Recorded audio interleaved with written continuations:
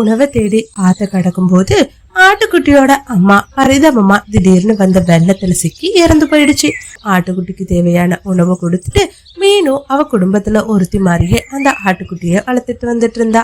இந்த மாதிரியே இவங்களோட வாழ்க்கையும் போய்கிட்டு இருந்தது.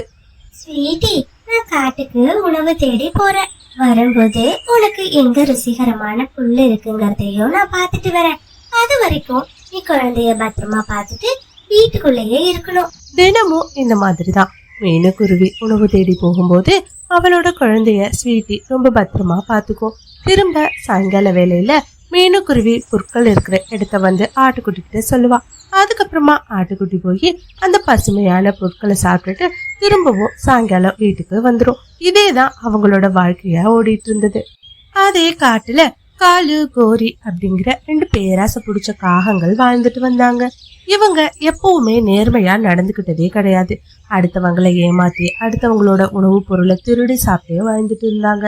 அந்த காட்டோட நடுப்பகுதியில ஓநாய் ஒண்ணும் வாழ்ந்துட்டு வந்துட்டு இருந்தது. அந்த ஓநாய் அதை விட சின்ன மிருகங்களை பிடிச்சு வேட்டையாடி சாப்பிட்டுட்டு இருந்தது. இந்த மாதிரி ஒரு நாள் பொருட்களை ஆட்டுக்குட்டி மேய்ஞ்சிட்டு இருந்துச்சு.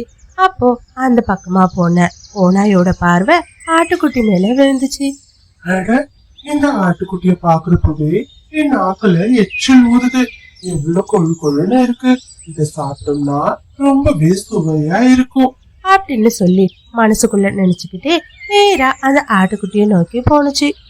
மெதுவா ஆட்டுக்குட்டி கிட்ட போய் நல்லவன் போல பேச ஆரம்பிச்சுச்சு. ஏய், இங்க பாரு தந்திர ஓநாயே, நீ யாருன்னு எனக்கு நல்லாவே தெரியும். இன்னும் ஒரு அடி என் பக்கத்துல எடுத்து வச்சுன்னா என்கிட்ட ஒளிச்சு வச்சிருக்க கத்தியை எடுத்து உன்னை நான் குத்திருவேன். ஒழுங்கா இந்த இடத்துல இருந்து ஓடி போயிடு அப்படின்னு சொல்லி ஸ்வீட்டி ஓநாய மிரட்ட ஆரம்பிச்சுச்சு. கத்தின்னு சொன்னதும் பயந்து போன ஓநாய் வேகமா அங்க இருந்து தலை தெறிக்க ஓடி போனுச்சு. மீனும் இன்னைக்கு அந்த ஓநாய் என்ன பாத்துருச்சு. என்ன சாப்பிடுறதுக்காக அது திட்டம் போட்டு என் பக்கத்துல வந்தது. நீ சொன்ன மாதிரியே கத்தி இருக்குன்னு சொல்லி அதை மிரட்டினா அது வேகமா ஓடி போயிருச்சு. இங்க பாரு ஸ்வீட்டி, இனிமே நீ ரொம்பவே பாதுகாப்பா இருக்கணும். காட்டுல தூரமா போயிடாத. ஏன்னா அந்த ஓநாய் ரொம்பவே மோசமானது.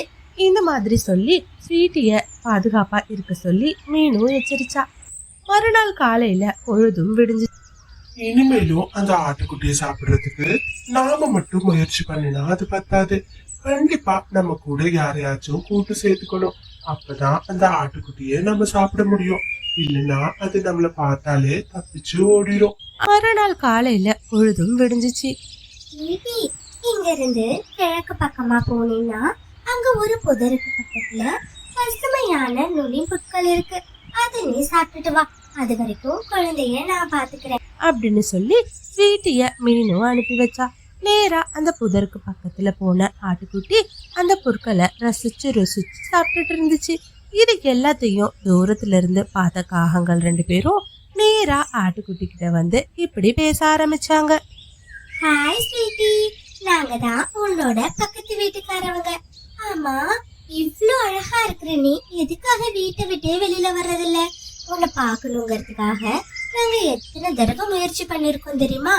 ஆனா ஒரு தடவை கூட உன்னோட அழக நாங்க முழுசா பார்த்ததில்ல.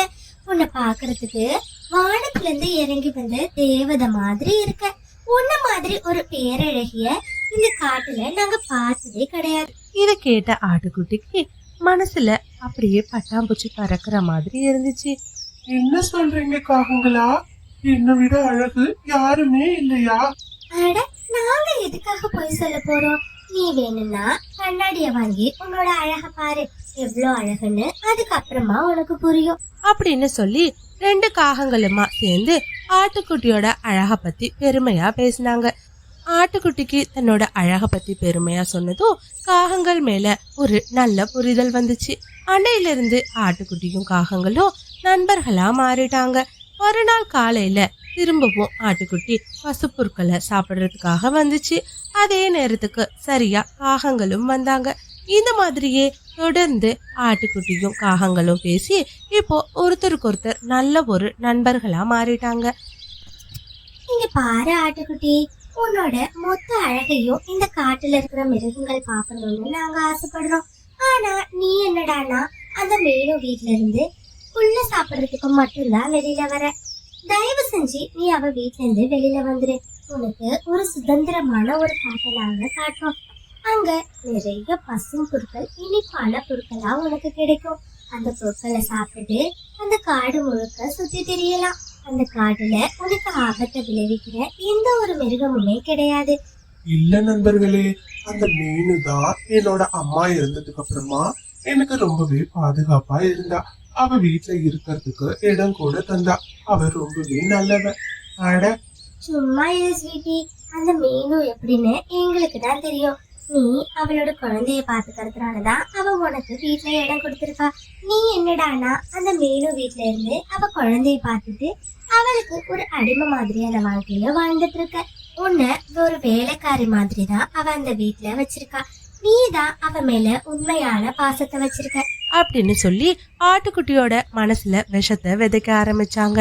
நீங்க சொன்னதுக்கு அப்புறம் தான் நான் ஒரு அடிமை வாழ்க்கை வாழ்றேங்கிறதே எனக்கு புரியுது.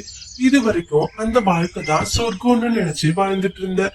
ஆனா இப்பதான் தெரியுது, மீனும் அவளோட தேவைக்காக தான் என்ன வளர்த்துட்டு வந்திருக்கான்னு. இத்தனை நாள் வேணா உனக்கு யாரும் இல்லாம இருக்கலாம். ஆனா இப்பதான் உனக்கு நண்பர்களா நாங்க இருக்கோமே, அப்புறம் எதுக்கு உனக்கு கவலை? உனக்கு ஆட்சேபனை இல்லைன்னா நீ எங்க கூடவே வந்து எங்களோட காட்டிலேயே தங்கிக்கலாம் அப்படின்னு சொல்லி காகங்கள் சொன்னாங்க. இதை கேட்டு ஆட்டுக்குட்டியும் ரொம்பவே சந்தோஷப்பட்டுச்சு. இந்த மாதிரி ஸ்டோரிஸை தொடர்ந்து பார்க்கணுன்னு நினச்சிங்கன்னா மறக்காம சிட்டு பேர்ட் ஸ்டோரிஸ் சேனலை சப்ஸ்கிரைப் பண்ணுங்க. கூடவே பக்கத்தில் இருக்கிற ஆல் சிம்பிளையும் ப்ரெஸ் பண்ணுங்க. ஸ்டோரி பிடிச்சிருந்தா லைக் பண்ணிட்டு உங்க ஃப்ரெண்ட்ஸ் கூடவும் ஷேர் பண்ணுங்க. மறுநாள் காலையில பொழுது விடிஞ்சதும் ஆட்டுக்குட்டி அதோட பொருட்கள் எல்லாம் எடுத்துட்டு வீட்ல இருந்து வெளியில கிளம்புனுச்சு. இத பார்த்த மீனும் இப்படி கேட்டா, ஸ்வீட்டி, என்ன ஆச்சு? இங்க இருந்து உன்னோட பொருட்களை எடுத்துட்டு எங்க போய்கிட்டு இருக்க நீ? இங்க பாரு மீனு, இதுக்கு மேலேயும் நான் இந்த வீட்டுல இருக்கிறதா இல்ல. என்னால இப்படி ஒரு அடிமை வாழ்க்கையெல்லாம் வாழ முடியாது. நீ உணவு தேடிட்டு போனதுக்கு அப்புறம் உன் பொண்ணை நான் பாத்துக்கணும்.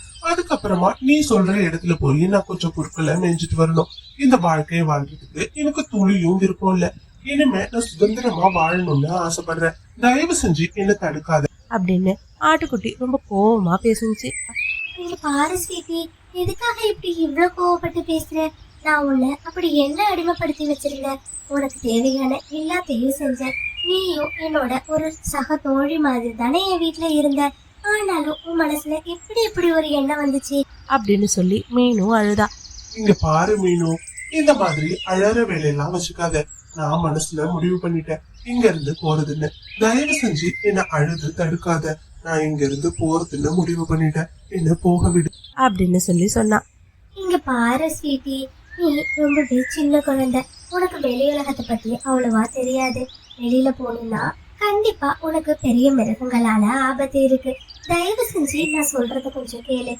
இங்க பாரு மீனு, எனக்கு எந்த ஆபத்து வந்தாலும் இனிமே அதை நான் சமாளிச்சுக்கிறேன். என்னால இனியும் ஒரு நாள் கூட இந்த அடிமைப்பட்ட வாழ்க்கைய வாழ முடியாது அப்படின்னு கோவமா சொல்லிட்டு அந்த இடத்துல இருந்து தன்னோட உடைமைகளை எடுத்துட்டு நேரா பக்கத்து காட்டை நோக்கி நடக்க ஆரம்பிச்சிச்சு. மீனு குருவி ஆட்டுக்குட்டி பேசினதை நினைச்சு அது போனதுக்கு அப்புறமும் தேமி அழுதுட்டு இருந்தா. நேரா காகங்கள் சொன்ன இடத்துக்கு ஆட்டுக்குட்டி போனுச்சு. அங்க தயாரா காகங்கள் காத்துட்டு இருந்தாங்க. ஆட்டுக்குட்டிய பார்த்ததும் காகங்கள் ரொம்பவே சந்தோஷப்பட்டாங்க. நீ எப்படியும் வந்துருவன்னு எங்களுக்கு தெரியும். அதனாலதான் நீ தங்கறதுக்கு ஒரு அழகான வீட்டை நாங்க கட்டி வச்சிருக்கோம் அப்படின்னு சொல்லி மரத்து மேல இருக்க ஒரு அழகான வீட்டை காட்டினாங்க. அந்த வீடை பார்த்ததும் ஆட்டுக்குட்டிக்கு மனசுல அப்படி ஒரு சந்தோஷமா இருந்தது. நீ தினமும் பொருட்களை மேய்ச்சிட்டு இந்த இடத்துல வந்து ராத்திரி தூங்கிக்கலாம். இங்க உனக்கு தேவையான எல்லா வசதிகளையுமே நாங்க செஞ்சு வச்சிருக்கோம் அப்படின்னு காகங்கள் சொன்னாங்க. இதை கேட்ட ஆட்டுக்குட்டியும் ரொம்பவே சந்தோஷப்பட்டுச்சு.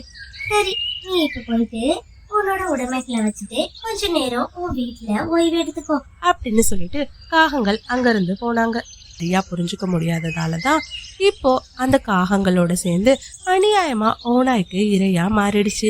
கண்டிப்பா அது மீனும் வீட்லயே இருந்திருந்தா நல்ல ஆரோக்கியமான பொருட்களை சாப்பிட்டு இன்னும் கொஞ்ச நாள் உயிரோட வாழ்ந்திருக்கும். தவறான சில நண்பர்களால இப்போ அநியாயமா அந்த ஆட்டுக்குட்டியோட உயிரும் போயிடுச்சு.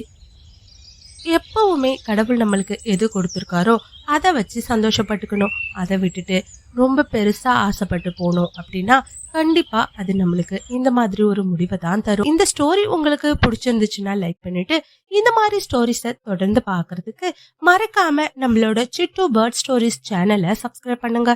தேங்க்ஸ் ஃபார் வாட்சிங்.